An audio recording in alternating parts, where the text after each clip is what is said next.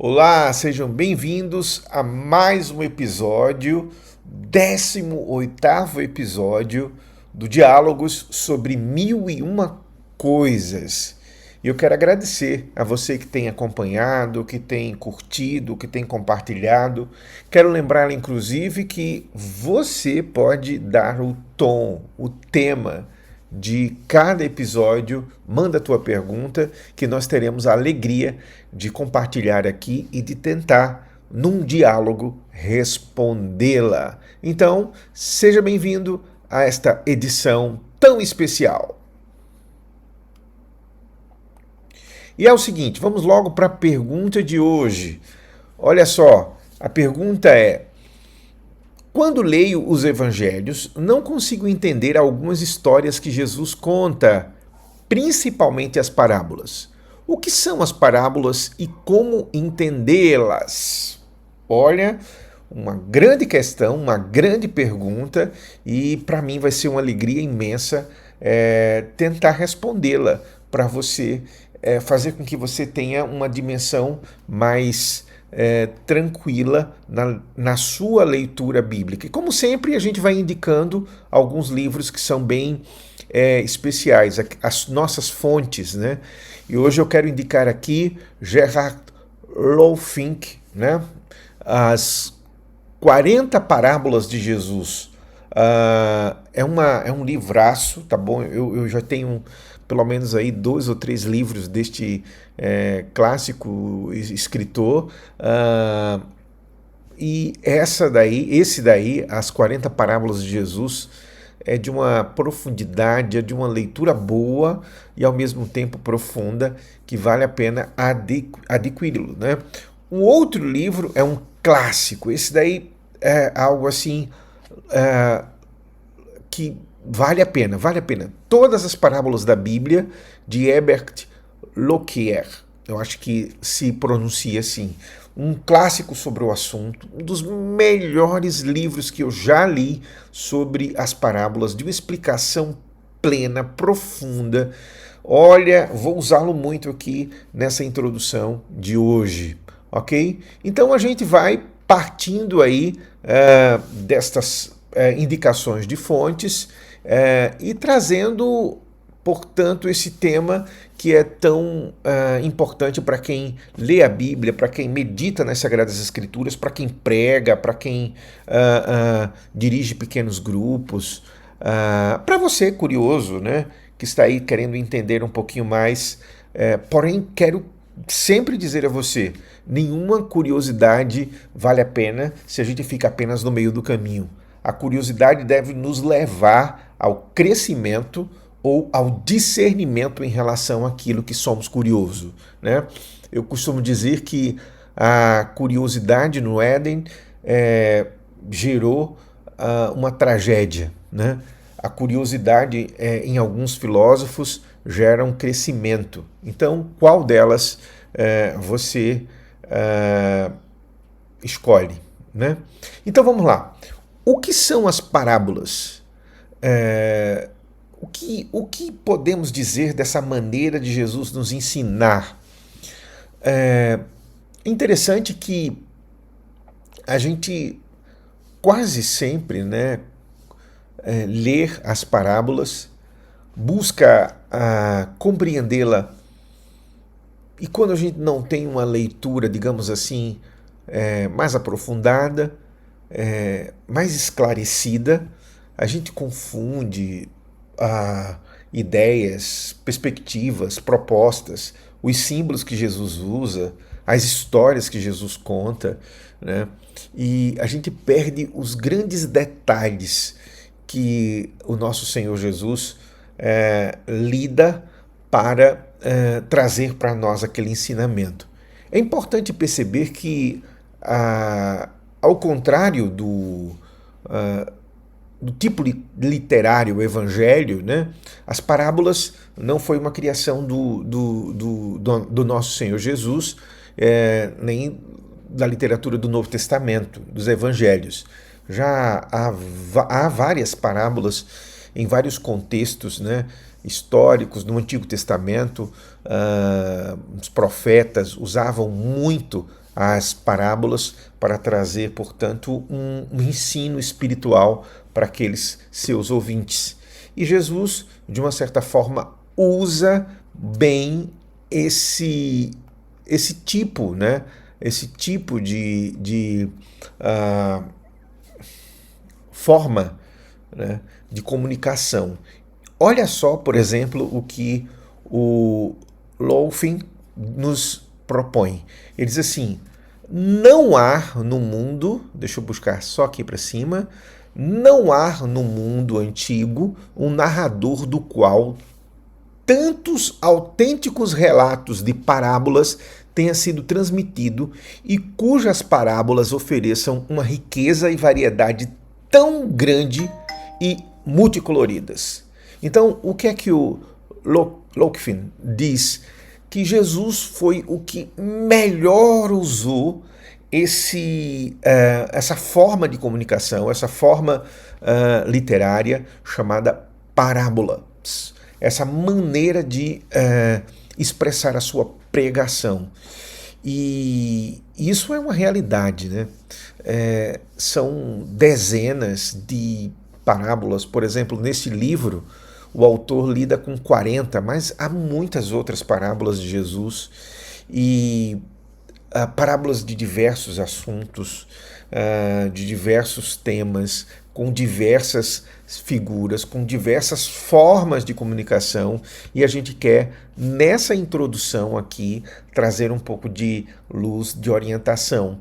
Eu tenho, portanto, preparado, né, uma série de cursos que vão estar disponíveis em breve aqui para todos vocês, e um deles é um curso bem aprofundado sobre as parábolas de Jesus, o sentido espiritual, filosófico e também, de uma forma muito especial, a boa orientação, a ética que Jesus traz nestas parábolas, tá bom? Então, vamos lá. Eu quero partir agora para aquela dimensão que sempre lido com ela, né? A questão etimológica, né? Aquilo que a gente sempre explica, a origem da palavra. E a palavra, o sentido de parábola, né? Ele vai estar presente no Antigo Testamento através da palavra hebraica Marshal, né? Eu acho que se pronuncia assim, Marshal. Ser como.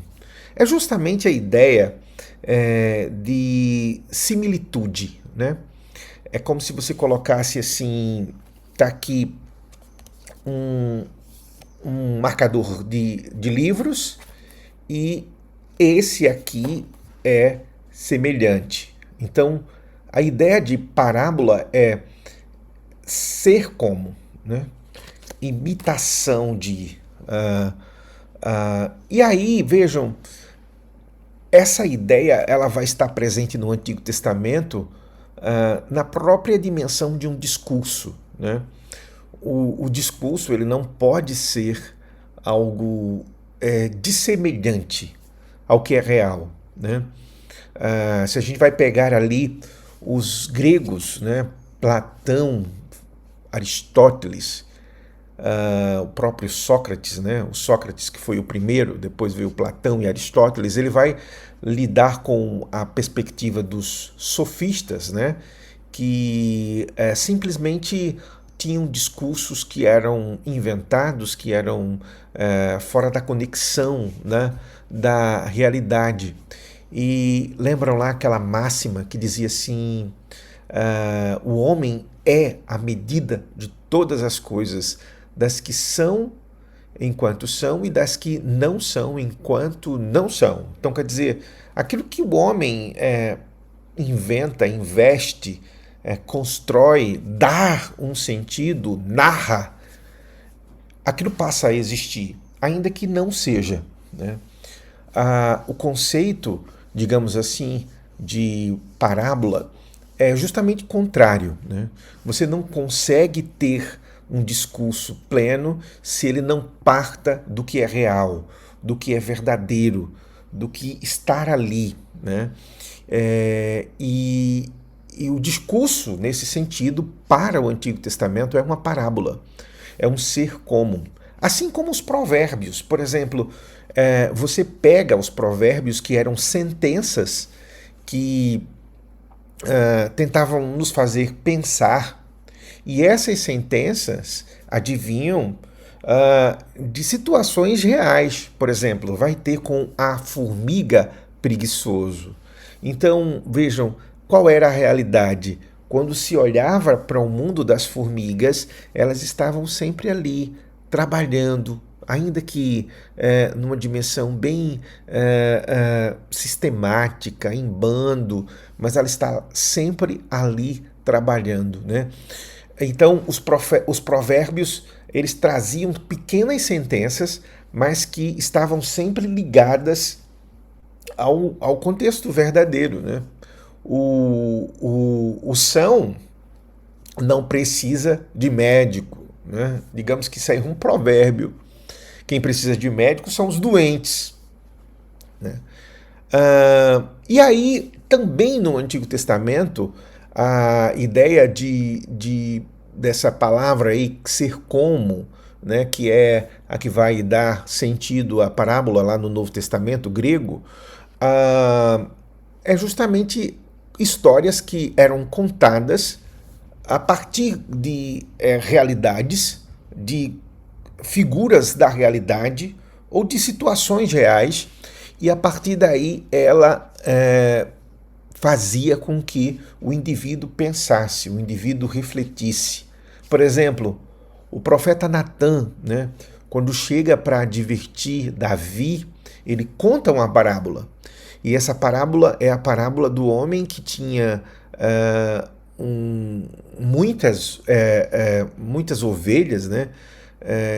Tinha muita posse, muito cabrito, digamos assim, e aí quando chega uma visita, ele manda matar a única posse que o seu vizinho tinha, né? Um único que o seu vizinho tinha.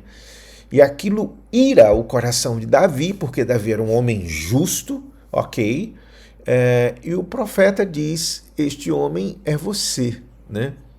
E é justamente a partir daquela história, daquela parábola, de um fator que poderia ter acontecido ali fora, de uma injustiça praticada lá fora, que o profeta Davi, ou que o rei Davi, bem melhor, é sacudido pelo profeta Natã.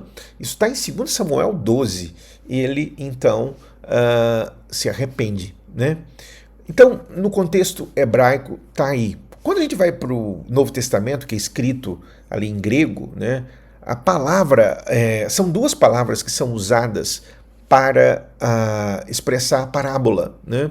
A primeira é parabol, né? Representar, significar, pôr ao lado. Mais uma vez, o sentido de similitude, né? Essa ideia daqui de que, tá aqui o original, eu coloco algo semelhante ao lado, mas que tenha a mesma figura, a mesma representação. Eu ponho ao lado a mesma representação. Então, essa é a ideia de parábola, para essa palavra parabol, representar, significar, pôr ao lado e ter a mesma similitude, né? A outra palavra que vai ser usada também, traduzida por parábola, é paromia, que seria adágio, provérbio. Mais uma vez, aquele mesmo significado lá do Antigo Testamento para os provérbios, né? E aqui eu posso repetir esse paromia, esse adágio, esse provérbio usado lá por Jesus, quando ele diz assim, os sãos não precisam de médicos, só os doentes. Tá?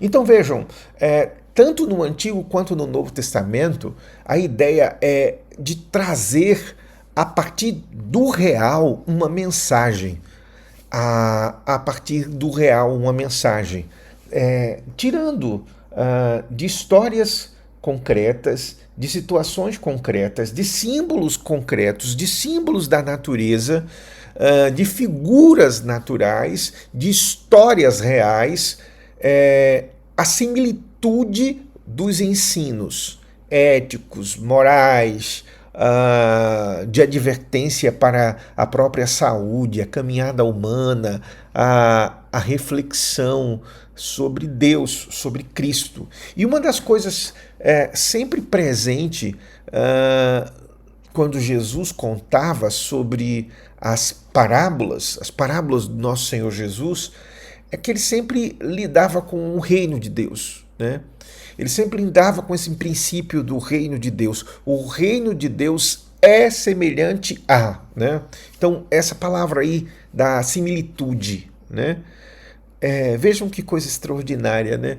Jesus toma essa figura de linguagem e transforma ela no conteúdo de uma pregação, de um ensino, de uma jornada para trazer luz à alma humana, à espiritualidade humana.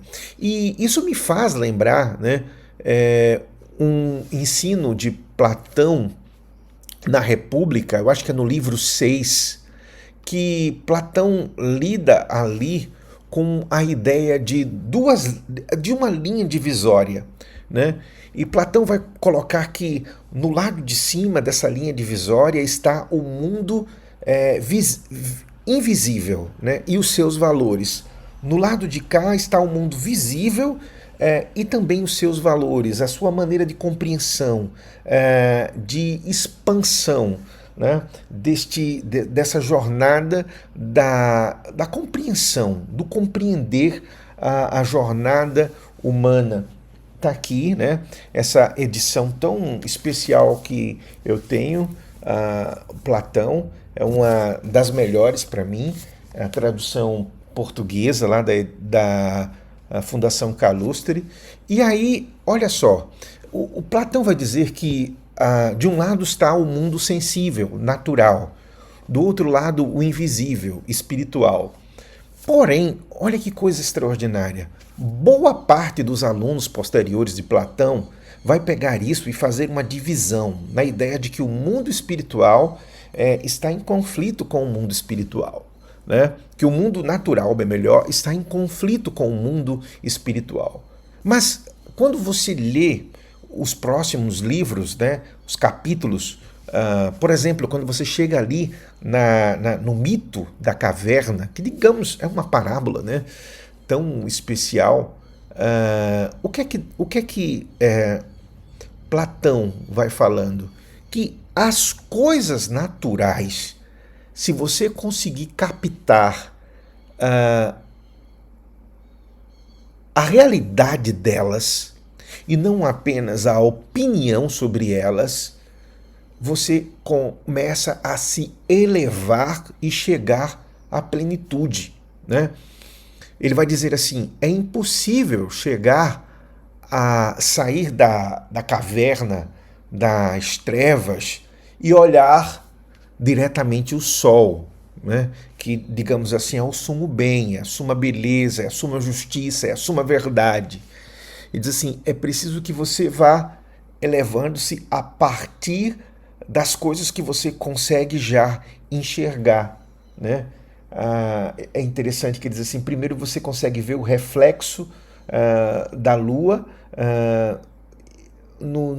na planície de um lago, e depois você olha a lua, e aí depois você olha o sol, né? Então, essa dimensão, né, é interessante porque quando você vê o gnosticismo, que é uma seita antiga, combatida pelos pais da igreja, o gnosticismo vai dizer que não, que o mundo é mau, que nada no mundo presta, e que na verdade o mundo é caído, destruído e não reflete nada de Deus, né? Então, a dimensão que a gente vai perceber nas parábolas é outra. Por exemplo, olha o que diz o nosso escritor tão especial, o Luckheim. Ele diz assim, a parábola já foi explicada como um símbolo externo de uma realidade interna. E também, deixa eu só mudar aqui, e também, olha só, o seu poder está na harmonia do mundo natural e o espiritual. Olha que coisa profunda isso aqui. Porque quando o nosso escritor, o Herbert Lueckenheimer, ele vai propor isso, ele está dizendo que todo o mundo natural é um sacramento. No conceito cristão de sacramento, no conceito sacramental que a igreja propõe. O que é o sacramento? É algo exterior que nos leva ao espiritual. É algo visível que nos leva ao invisível. Então, o que o nosso escritor está a dizer? Que a parábola, ela pega a realidade externa como um símbolo para nos levar à realidade interna, à profundeza das coisas. É como se Jesus está aqui, por exemplo, lidando com como se relaciona uma mulher com uma moeda que ela perdeu, né? Ela vai, acende uma lamparina, varre a casa e busca até achar. E ele pega esse simples exemplo de uma dona de casa e a sua relação com a economia, com uma moeda, e transforma isso na imagem, na figura do amor de Deus. O amor de Deus é assim, né? Ele pega a história, por exemplo, de uma ovelha que se perdeu e ela está no penhasco e o pastor deixa 99. Ele não, vejam, se a ovelha está ali pendurada para morrer, ele sabe que a qualquer momento ela vai morrer, aquele pastor ele não vai levar as 99 para o aprisco. Ele vai deixar as 99 ali e ir em busca daquela ovelha e colocá-la no ombro e trazê-la de volta. E Jesus tira disso um ensino espiritual, né? Então, essa dimensão. Agora, olha essa segunda parte aqui do que diz o nosso autor. As parábolas demonstram haver harmonia pré-ordenada entre as coisas espirituais e as naturais. Isso aqui é importante. Porque o que esse livro tão extraordinário está a nos dizer é que há uma ordem, há uma hierarquia de valores, de princípios, que nós não podemos rompê-los, que nós não podemos destruir. Se eu ponho na minha mente que a partir de agora o óculos é o meu cinto, que o meu cinto é um óculos, imagina só se eu pegasse agora e colocasse o cinto nos meus olhos. Eu simplesmente ficaria cego, eu não veria nada. Mas é assim que a modernidade e a pós-modernidade está lidando com as coisas. Eu posso transformar, por exemplo, um vaso sanitário numa obra de arte. Eu posso transformar 2 rabiscos numa parede numa obra de arte, porque eu simplesmente quero, né? Isso fala muito mais de uma desordem da alma do que necessariamente de uma harmonia, de uma ordem. E aí, olha, as parábolas do nosso Senhor Jesus vai mostrar de uma forma muito plena que há uma ordem na natureza, há um princípio nas coisas, quando ela é bem ordenada, que mostra a dimensão da relação com Deus, né? Olha só, por exemplo, a parábola do filho pródigo. Todo filho que mata no seu coração o pai, porque o princípio ali da parábola do filho pródigo não é necessariamente sair de casa, porque todo filho tem que sair de casa. Todo filho tem que ser lançado como uma lança, né? Não é isso que o Salomão ensina lá no Salmo 127?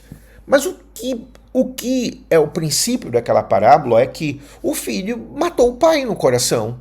O filho decidiu que ia tomar a herança do pai e ir embora. Essa herança só podia ser dada quando o pai morresse. Então ele mata o pai no coração. E a partir desse princípio, ele vai passar por uma série de danos. E Jesus vai contar quais serão as consequências de um filho que mata o pai no coração. Ok? Ele toma tudo que é seu, sai de casa, começa a gastar dissolutamente, prodigamente, e aí o que é que acontece? Ele se perde tudo, se vende porque ele vai ser escravo de um outro senhor, né? E o fim dele é desejar as bolotas dos porcos, a lavagem dos porcos para comer, né? Então esse é o princípio de um filho onde o pai morreu no seu coração, ok? Mas tem um segundo filho, o filho mais velho. E o que é que acontece? Quando há um retorno, um quebrantamento, um arrependimento do filho mais novo, o filho mais velho revela o seu coração. E ele mostra então ingratidão. Ele mostra que, na verdade, também o pai não está vivo no seu coração.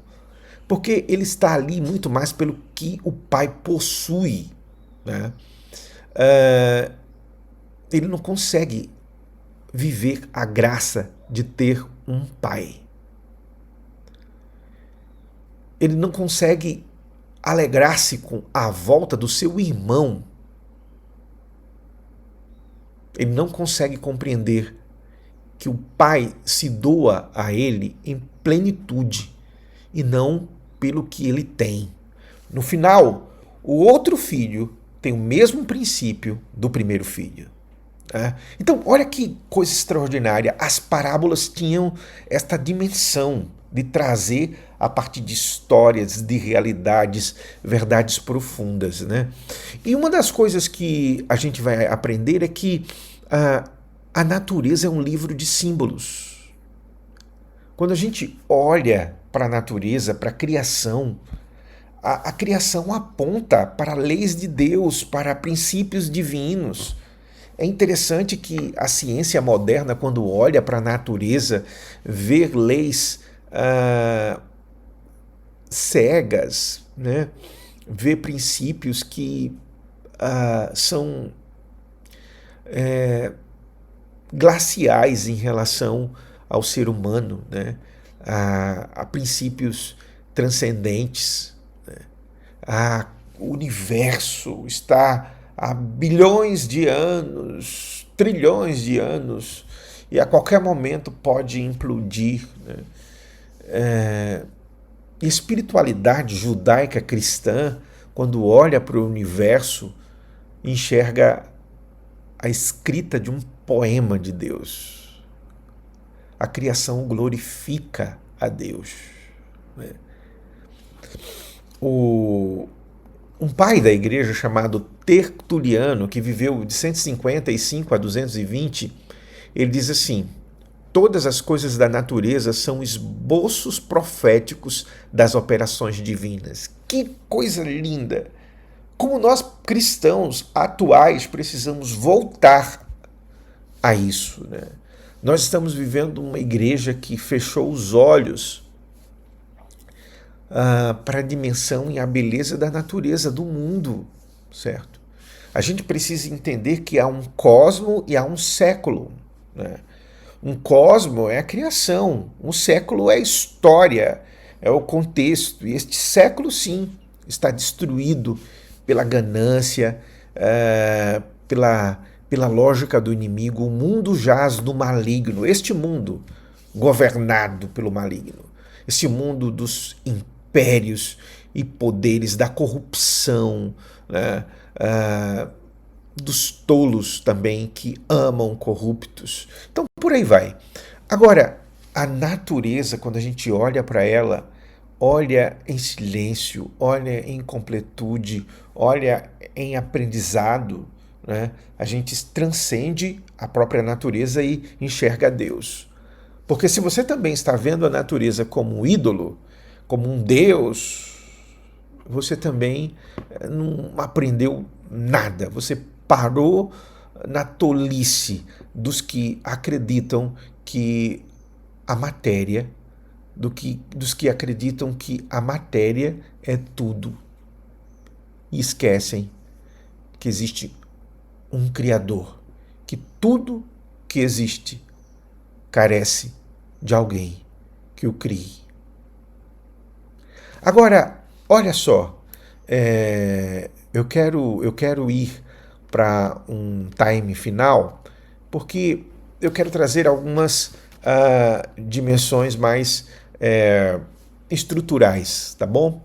Repito, isso aqui é só uma introdução, vai ter muito mais sobre as parábolas. A gente vai comentar parábolas, tratar das figuras, do contexto, nesse próximo curso que estaremos lançando aí, aguardem. Mas vamos lá.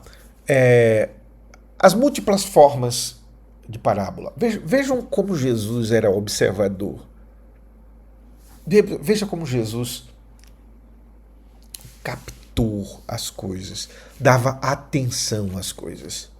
Jesus vai falar de parábolas a partir do reino espiritual, né? Da dimensão do reino espiritual. Eu vou citar aqui o próprio livro. Ele diz assim: parábolas associadas com céu, inferno, querubins, anjos, né? Ele também vai usar os fenômenos naturais, parábolas relacionadas com sol, luz, raios, terremotos, fogo, nuvem, tempestades, chuva. O mundo animado, então ele vai dizer parábolas relacionadas com criaturas, cavalos, animais selvagens, leões, águias, camelo, bois, ovelhas, cordeiros, lobos, jumentos, raposas, porcos, cães, bodes, peixes, pássaros e serpentes. Parábolas ilustradas por plantas e árvores, espinhos, cardos, figos, oliveiras, sicômoros, amêndoas, uvas, juncos, lírios, anis, menta, vinha, cedro e condimento de amoras pretas. Ele vai também falar do mundo mineral, parábolas simbolizadas por metais, ouro, prata, bronze, ferro e latão.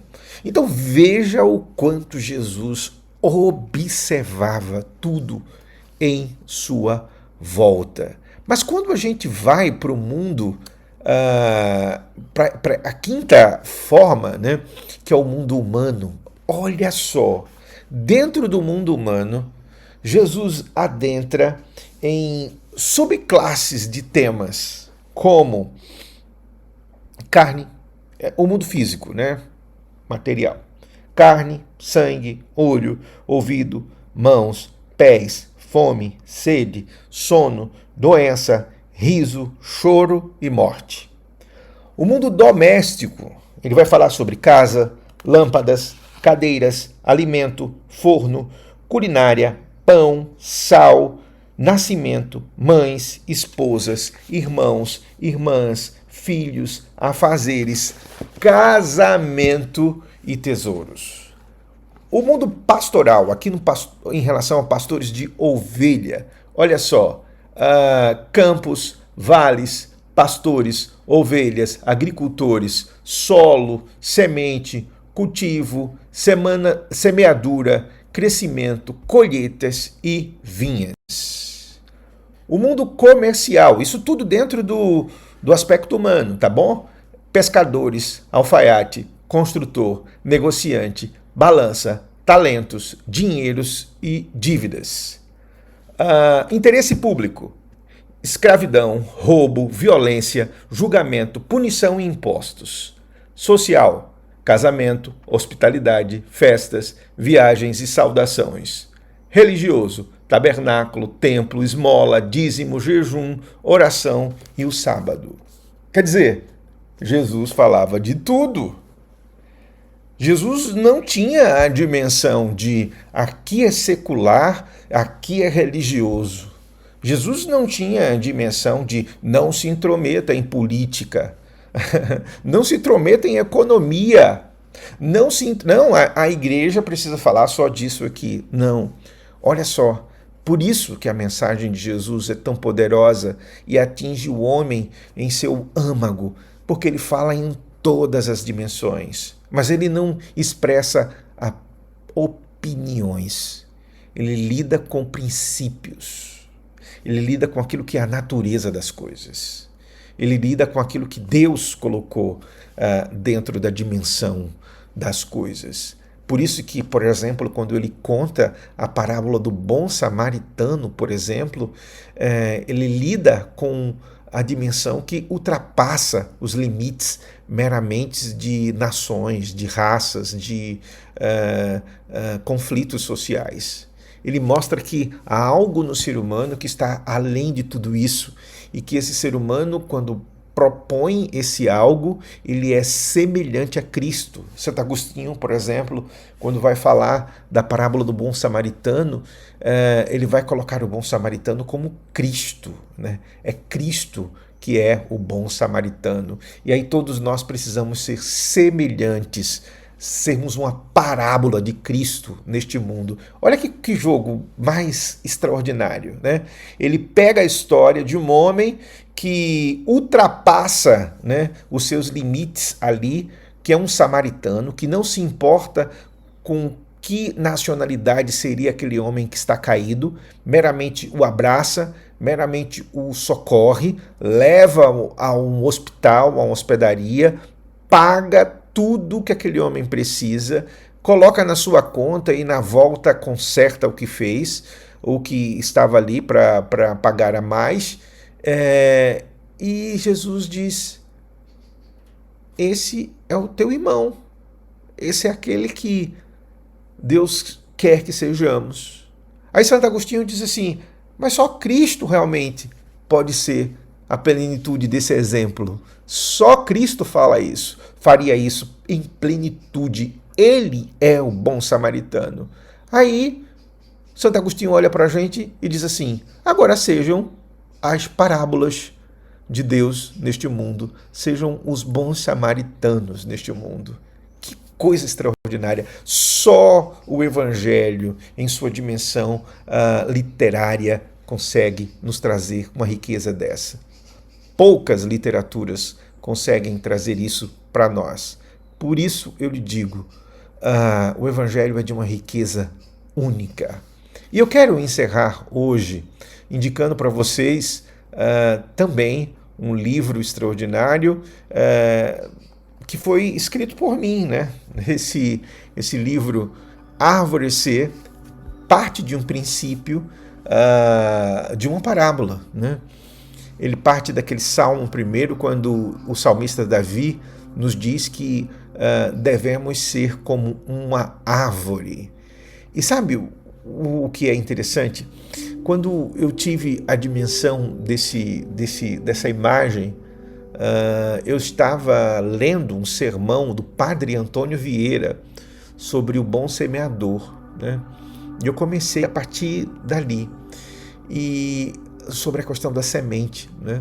Uma pergunta que o padre faz, que é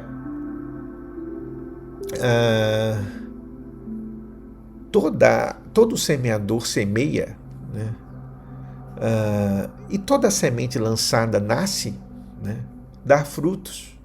E ele vai destrinchando ali, num sermão clássico, a parábola do semeador.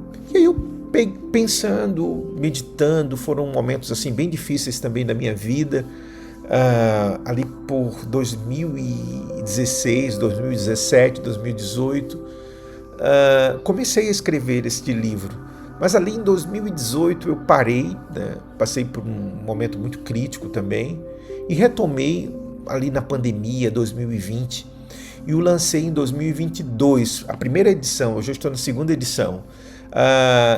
E é justamente isso. Eu tomo as cinco áreas de uma árvore, né? Começando pela semente, raízes, tronco, folhas e flores e os frutos. E tento buscar fazer uma meditação filosófica sobre a natureza humana. Acredito que vale a pena a leitura. Eu vou deixar aqui para você o link da Amazon, do livro físico e do livro do e-book, né? Na própria editora Dialética, o livro físico sai mais barato, mas na Amazon você consegue aí o e-book por um preço bem especial, tá bom? E eu tenho certeza que vai ser uma leitura que vai te edificar. Agora presta atenção, se na tua vida a alma está desordenada, é porque é hora de parar um pouco e olhar para as verdades de Deus, as leis de Deus, a ordem divina posta na sua vida. Eita, pronto aqui, uma ligação aqui no final do vídeo, né? Posta na sua vida. E eu quero lhe convidar então a perceber que é hora de reorganizar tudo isso e entender que o chamado de Deus é que sejamos árvores plantadas junto a ribeiros de águas, a qual dá o seu fruto na estação apropriada e cujas folhas não caem, e tudo quanto fizer prosperará. Deus te abençoe. Até o próximo